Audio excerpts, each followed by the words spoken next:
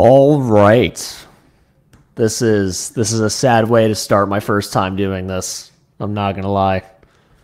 I have to also figure out how to send everything to be able to post this online real quick. So if anyone comes in the next 30 seconds or hears this, bear with me, or else I'll be my only watcher or listener. I don't give a crap. Man. Oh, I can hear me. Okay, definitely do that. Wow. Man, what a disappointing game. Straight up. This was sad. It was super predictable, but super sad.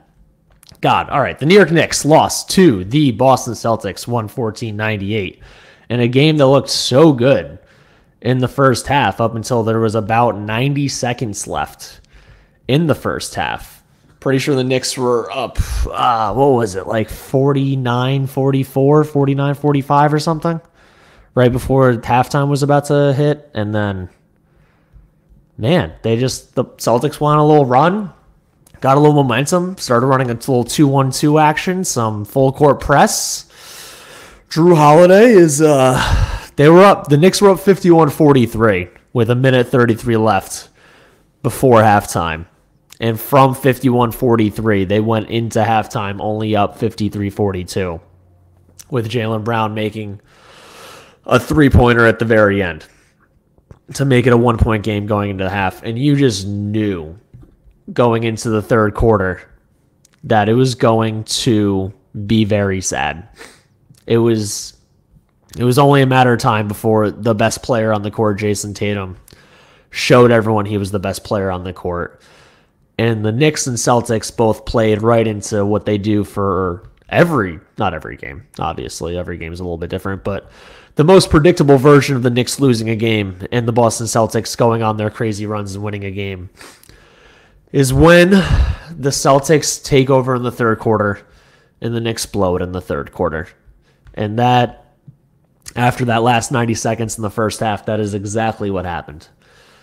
I want to say a couple fun things that happened. Josh Hart threw the ball off of Jrue Holiday once on a pump fake for a three-pointer because he jumped up to shoot. Holiday got in his way, and he was about to get it up and down and then threw it off Holiday's back and didn't actually get an assist. I think it should count as him getting an assist, a self-assist. But so that was really funny and entertaining. Another thing that happened is that we all got to witness Sam Hauser being over a 50% three-point shooter, which very Kyle Korver-esque. And it's just basketball is hard but easy all at the same time to really watch and understand. It's hard to understand defense. Like, there's a lot of different defensive complexes. It's hard to really understand why a guy can take over a guy defensively on a matchup. Like, why does Quentin Grimes shut down some people that, if you ask a casual, he would never be able to shut down? Or Alex Caruso, or I don't know. I always say OG Anunoby, but yeah, why are there guys that are randomly defensive stoppers? Old school Tony Allen. That a lot of guys that are like all-stars, I would say like DeMar DeRozan level players, and then they go up against like really, really good, like top-notch defenders. Why do they suck?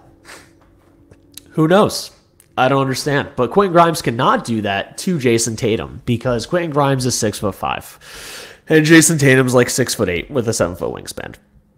And once Tatum started getting hot in the second half, this game was really a wrap. God, that third quarter, man. I'm pretty sure the Knicks lost the third quarter, 32-23. That was a sad thing to have to witness in slow motion. The Knicks really dominated the pace in the first half. The over-under going into this game was 220.5, and I'm pretty sure before Barrett was out, it was like 221, 222.5. And going into halftime up 53-52, when again they were up 51-43 with only 90 seconds left. They were really dictating the pace. Randle was doing a good job slowing everything down. Brunson was doing a good job getting into where we got. Deuce, thank you. I do have a perfectly shaven head. Only 24 or 25 hours old. So Yeah, we had a really good pace going in the first half, and the Celtics want to run. They want to get up and down. They want to get in your face. They want to dictate pace. They are the second best team in the league, in my opinion. They're the best team in the East and second best team in the league. And part of being a great team, not an all-time great team, part of being a great team is that you are capable of making the other team do what you want them to do. And that did not happen in the first half. The Knicks were Tibbsing it up. They were getting the offensive boards they want. Let's see.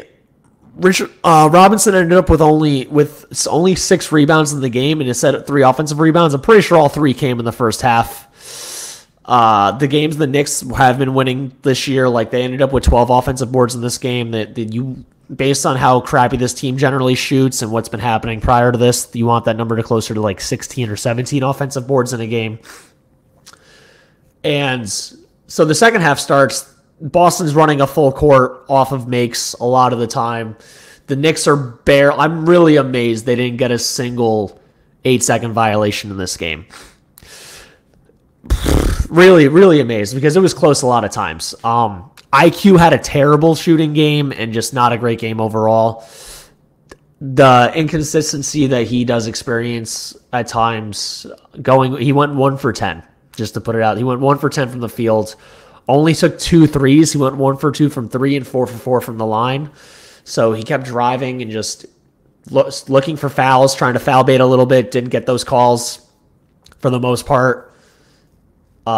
Really rough on his end. Quentin Grimes was great for 1 quarter. 1 single quarter, he was really good. The third quarter was amazing. He went 4 for 6 from the field, 4 for 6 from 3. I'm pretty sure he went 3 for 4 in the third quarter alone. And all of his points were from the 3 because he only got 12 in the game, made 4 threes. There you go. But the Knicks... So RJ Barrett, and for anyone listening that didn't watch the game right now, RJ Barrett did not play. And before I get into that, I want to say thank you to our podcast listeners in Hong Kong and Australia because for some reason our downloads up in both those countries are going up and up. So shout out to both of you. Super duper random. Just getting some comments rolling in from 2 brothers who are 2 of my best friends. But MJ played with the flu, Kobe played with a torn Achilles, and RJ out with a migraine. Kobe did not play with a torn Achilles. He shot a free throw, or shot 2 free throws. So, not going to say he's playing with a torn Achilles. And if Aaron Rodgers tries to play with a torn Achilles in a month, that is absolutely so dumb. So absolutely idiotic. I'm not going to get into that, though. Migraines are tough if you ever get them. Imagine getting a migraine and then you're supposed to, like, play in front of, like, 30,000 screaming fans that are basically on top of you, like Rowan Barrett Coliseum style. Like, no shot I want to do that. No way. Good for him calling out on it. Forget it, man. Everyone gets PTO days, right? Want to take a little vacay? Nah, for real. If you have a migraine and you're in the NBA or playing any professional sport, definitely not doing it in football because, I mean, CTE. But I don't want to play in front of an arena that loud with those lights that bright. That sounds absolutely horrendous. Forget that. But yeah, so let's go back into the game. So the Knicks, 114-98. Let's go into the Celtics stats real quick. Jayson Tatum, who going into the game in the last like 6 games, averaged over 29 points per game against the Knicks. I'm pretty sure, I'm not looking at this right now, I'm pretty sure he's hovering around 30 points per game or 29 points per game on the year. He ended up with 35, 13 for 23 from the field, 5 for 12 from 3, 4 for 5 from the line. Pretty sure 3 of those threes were in the fourth quarter, and they all felt like daggers. Just, the Celtics really dominated the second half, man. And the thing is, the Knicks dominating the first half is them leading by 1 and mucking the game up and making it slow and look like that. And the Celtics dominating the second half is them taking off and winning the second half by 15 points. Winning the second half by 17 points. So it's really a difference in overall skill set and ability and player levels between the 2 teams. Especially without RJ. Like if RJ's been our best or second best player so far. Joey, if you click on comments, that goes on the screen. So I can just click on this I'm dunking on Tatum with COVID. You're probably not dunking on Tatum with COVID because Vin, I've played with you enough times. I'm pretty sure you can't even dunk on a 10-foot hoop. You can only dunk on like a 9.5-foot hoop. You're 6'4", but you can jump over 3 phone books if you're lucky. So probably not. But yeah, so just Tatum dominated the second half. KP, man, watching Kristaps play, I wanna say first and foremost, I love Mitchell Robinson. I think Mitchell Robinson is he's an awesome dude. Forget even basketball. This man is humorous, like super funny, always a good interview to watch. I'm pretty sure if Mitch didn't make it to the NBA and if he wasn't 7 foot, he would probably be writing on SNL. That dude is hilarious. Seriously, so funny. So funny. Like, I love Mitch. Not being able to space the floor literally at all. He's vertically spaces the floor. I get it. They never throw him lobs, so that's not true. He's there for offensive rebounds when it comes to offense. He doesn't vertically space the floor against good teams at all. He can space the floor vertically against the Charlotte Hornets of the world, not against the Boston Celtics. I'm sorry. But KP allows so much space. Jrue Holiday being a good three-point shooter. Derek White. The net rating of their starting lineup is, I know it's only 9, they're 8-2, 10 games in now.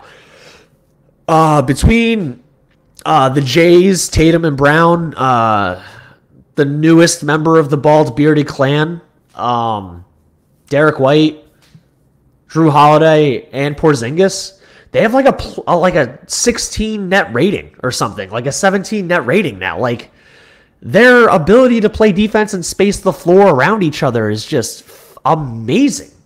It is envious to watch and see, and they clearly all know their roles. Occasionally, once in a while, Jalen Brown has a better game. G-Money, what up? How we doing?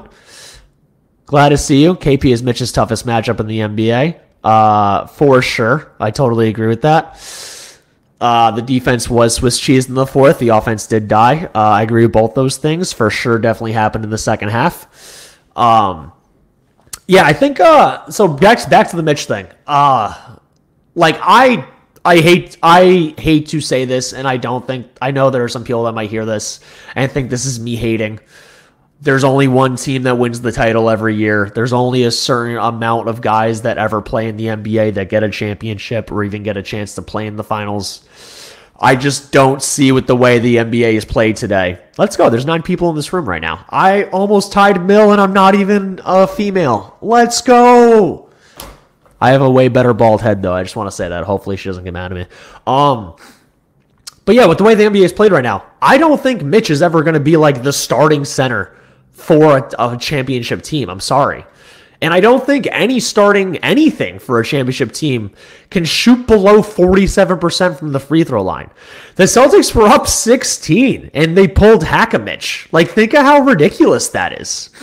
Like, think of how funny that is that they even did that. Like, what a move by Joe Mazzulla to try to get more respect out of the coaching community. I don't know why Joe Mazzulla does a lot of things. I don't follow enough of their games. He seems like an interesting dude.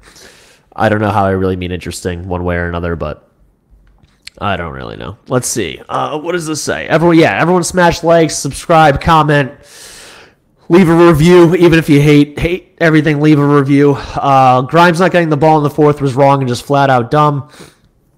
Yeah, he like I said, he went 3 for 4 in the third quarter. He all on threes. He went 1 for 2 the rest of the game. He ended up with 12 points. And he only played the last 3 or 4 minutes in the fourth quarter, and this was after IQ played and went 1 for 10 from the field overall. My parlay did not hit. It even lost a player. I am 1-10 on the year, which is last year I started out 4 out of 10 on 3 legs, which is way better. But yeah, the thing I lost on today, because KP definitely hit 3 threes. I think he ended up with 4. He went 3 for 6. So yeah, I hit that part. But IQ, I needed to get 12 points or 13 points, and he got 7 and took 10 shots. So I don't know. And Grimes running off screens it's good offense, but the thing is, they all know, like anyone that plays the Knicks knows that, especially without RJ, who apparently is, knock on wood, knock on everything in the world around me, is a 50% three-point shooter right now. Grimes is the only like reliable three-point threat, and that's only with like not counting Brunson, but Brunson usually has the ball a lot, so he's the only off-the-ball three-point threat. You just have a guy stick with him. Grimes doesn't really pump fake and go as much as we all think he should. He just doesn't create his own offense. I don't know where or how this guy was ever a point guard in high school or college based on what he does or doesn't show in the NBA.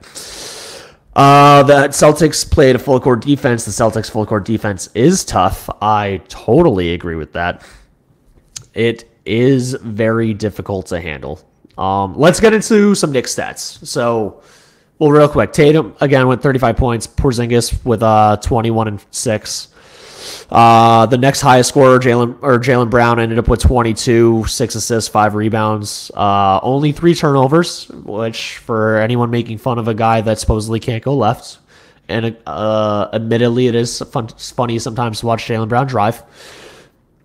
He did great. So the Celtics' big three ended up with a combined 78 points and shot well over 50% from the field. Around 50% from the field because Jalen Brown ended up 7-18.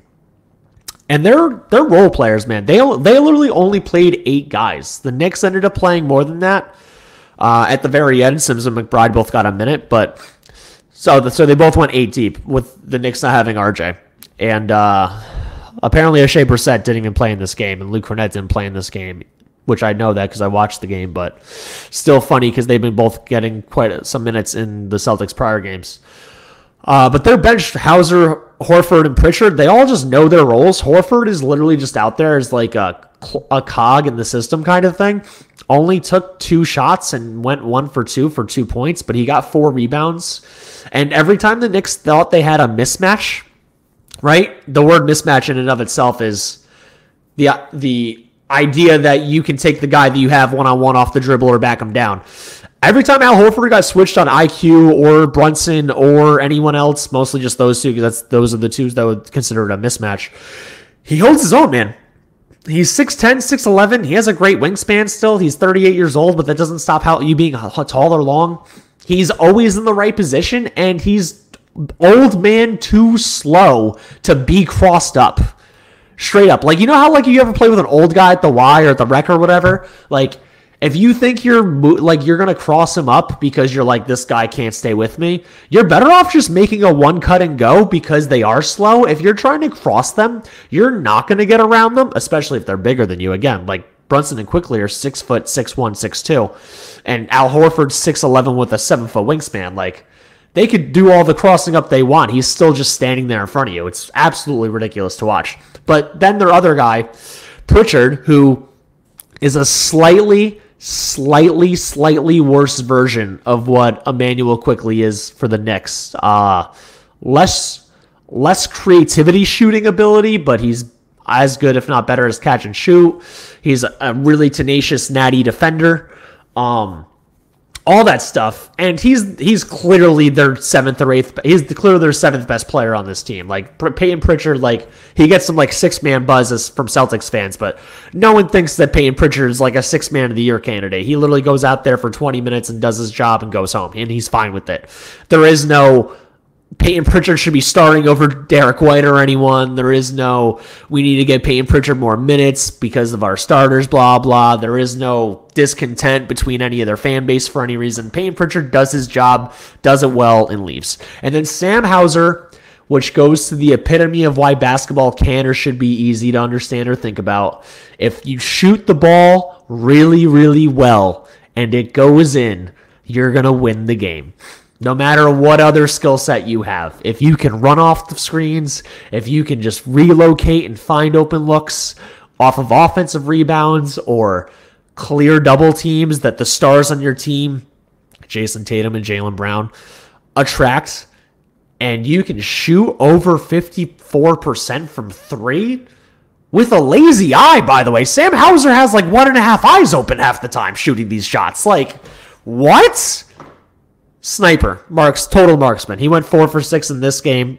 Of course he did, because, I mean, if the Knicks do nothing else in the Tom Thibodeau era, the major negative thing they ever do defensively is give up threes. Open threes off kickouts, offensive rebounds, and to the center, which, there you go.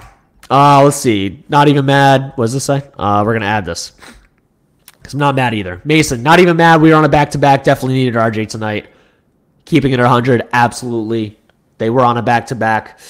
I don't think that's a full excuse as to why they lost. I mean, the Celtics, let's put it this way. The Celtics are a better team than the Knicks, and the Celtics are a title favorite, and the Knicks are a tier or two below that.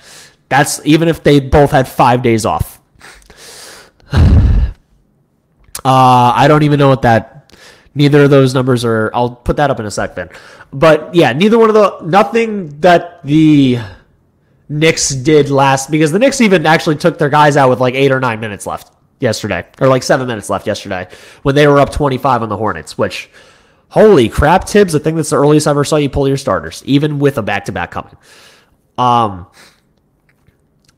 Yeah, they just ran into a buzzsaw. They just run into a buzzsaw, and it's really hard to say. So let's put this up. So Jalen Brunson shot 10 of 21, and Julius Randle shot 7 of 19. Why don't they get the same hate? I don't know the same hate as who. Randle went 7 of 19, but went 9 of 11 from the free throw line, and only 2 of 8 from 3. So he went 5 of 11 from 2. You get 25 points on 19 shots. It's pretty efficient overall. And then Brunson got 26 points on 21 shots. Brunson actually shot only 60% from the line, going 3 for 5. So that's actually a little more weird. And for some reason, even though Immanuel Quickley is consistently over a 90% free throw shooter, like year in and year out, I think his lowest is then 89% so far. He doesn't take the technicals. Like, no math, like advanced stats, no advanced stats. I don't care what anyone thinks about like how important statistics or math is to sports or basketball in particular. Shooting percentage and shooting is the easiest version or ability to understand to anyone. If a guy goes 1 for 10 and a guy goes 2 for 2, the guy that went 2 for 2 did better, even though he took less shots, obviously. Like, that doesn't take a rocket science to think. If Immanuel Quickley is your best free throw shooter and he's one of the 5 people out there, he should take every technical. If he's not out there, and then it's Jalen Brunson is the next highest percentage free throw shooter, he should take the technical. Why is this so hard to understand? Or why is this something that coaches... Okay. Yeah, back to what I was saying, though. Like, just let your best free throw shooter shoot the free throw. I don't understand why that's ever a hard thing for anyone to understand. There was one play that Julius Randle didn't get back, and I think someone else didn't get back. I forgot who shot the ball. But on a Knicks miss during the third quarter run that Boston started taking over and taking control of the game, Peyton Pritchard just ran to the end of the court, Obi Toppin style, and Tatum just found him wide open because no one on the Knicks got back. It's not on the shooter to get back, by the way. It's on other people. And just no one covered him. And it was like at that moment, the Celtics went up like 9 or 10 or 11 or something. And I'm like, all right, this game's over. We know how this is going to go. Once like something like that happens, like Tibbs gets super furious. The Knicks are like all throwing their hands up like, that's your fault. That's your fault. Like, no, not going to happen. Not a good thing. Josh Hart had his best shooting and offensive game in the year. So way to actually hold up your end of the bargain. Starting. Because you didn't do that the first couple times with RJ. You shot terribly.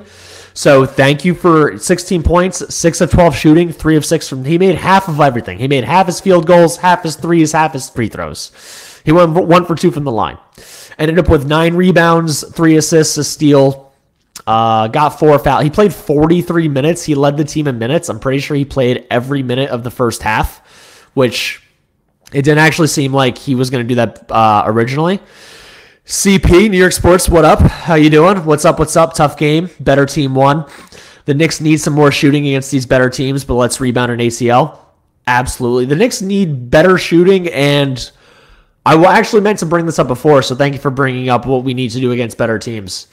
The size thing, and RJ being out, and then our like backup small ball lineup being too small. just straight up. Like, I said I wanted to see this a couple times in the preseason as a joke, but against the team that has Jaylen Brown, Jayson Tatum, Sam Hauser, who's not great but is tall, Kristaps Porzingis, like all playing, all 6'8" or taller. The Knicks' second unit for this game at parts were Jalen Brunson, Immanuel Quickley, Dante DiVincenzo, Josh Hart.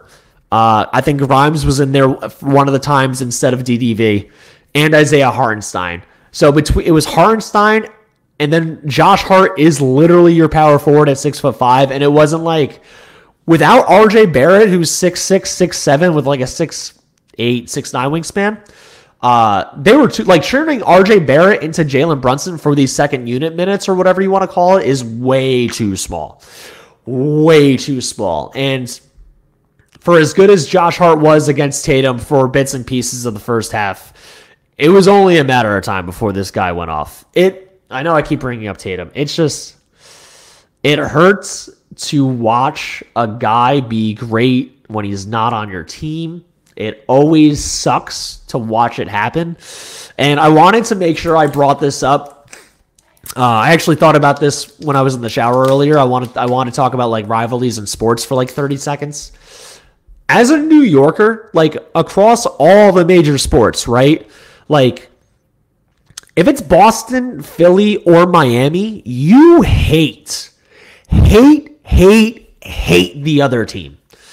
Hate them. Like the Celtics, the Red Sox, the Bruins, the Patriots.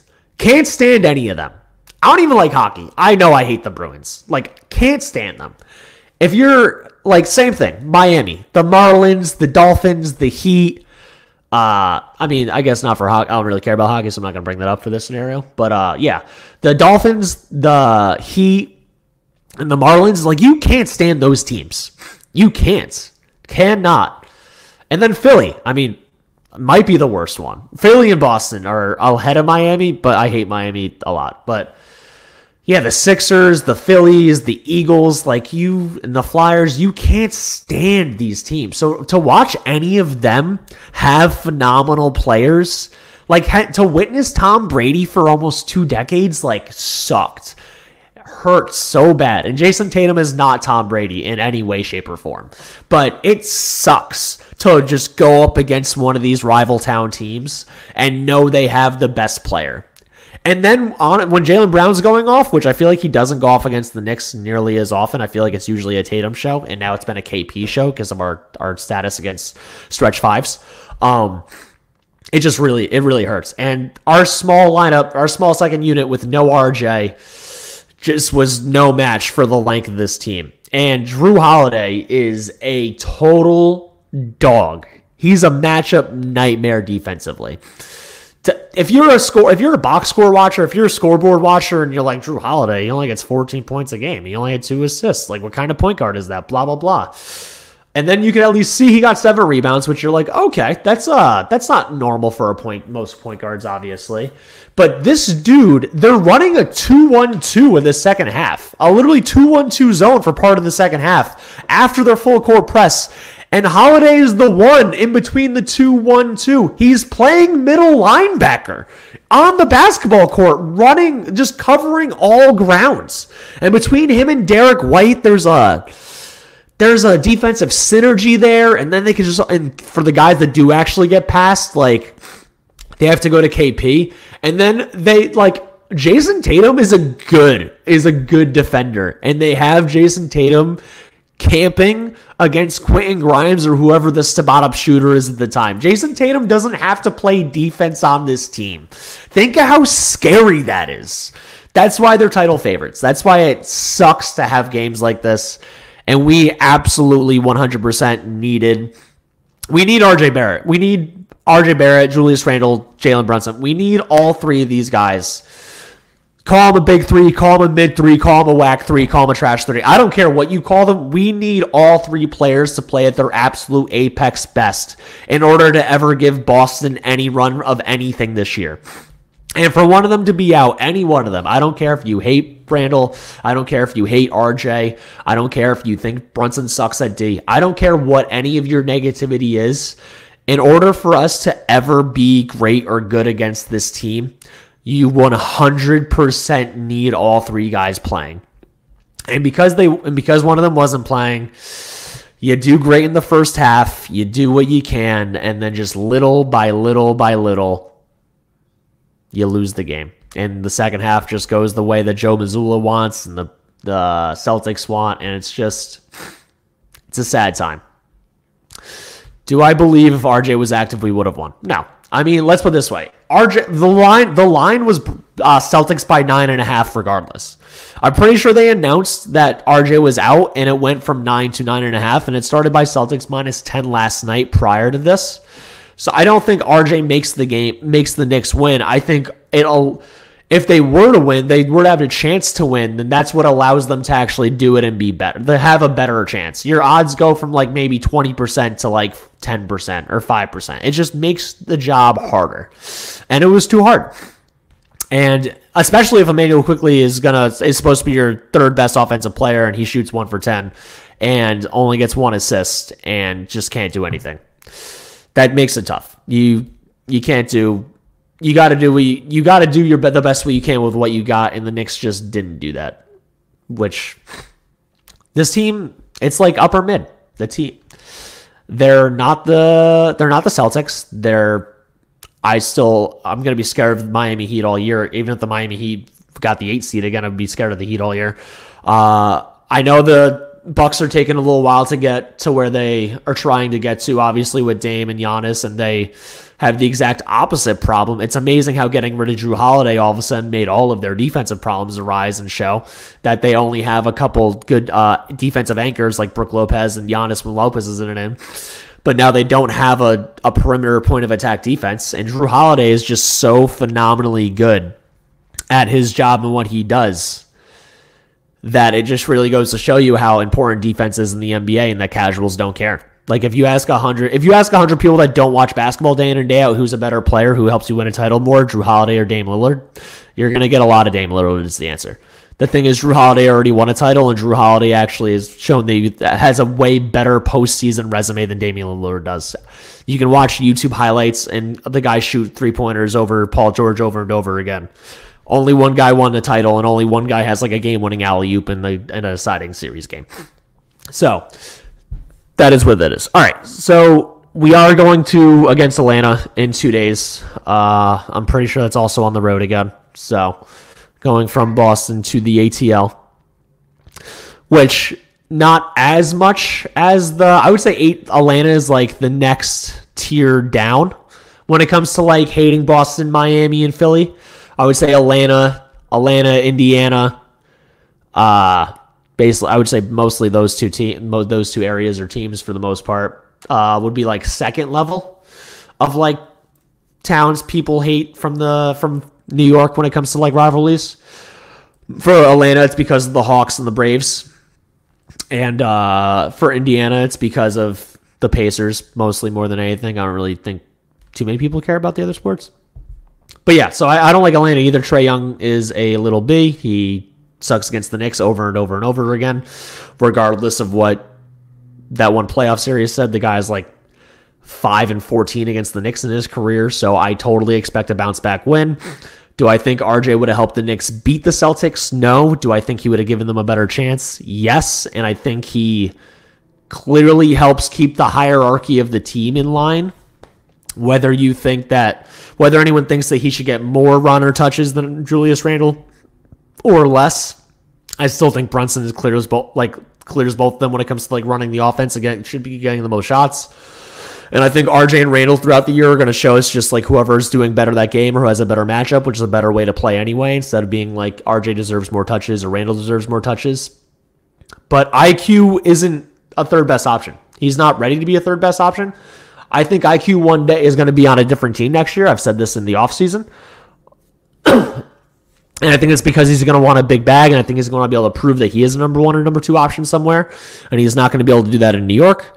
And I think what's going to happen is that IQ is going to be like a good stats, mediocre, or bad team guy for a little while, and then when he's like 27, 28, 29 years old, after he gets the high of the bag and then being able to prove like he can average 20 and 10, albeit on like the Spurs or a team that's like still growing and taking losses is okay, versus being like the fourth or fifth best player on a team with like playoff aspirations. He'll settle into his role long term in the NBA. But RJ is a better fit than Immanuel Quickley is, and therefore it belongs as the second or third best player on the team. And we need him. We need him and Randle because of the size that they offer as the only. They're not even.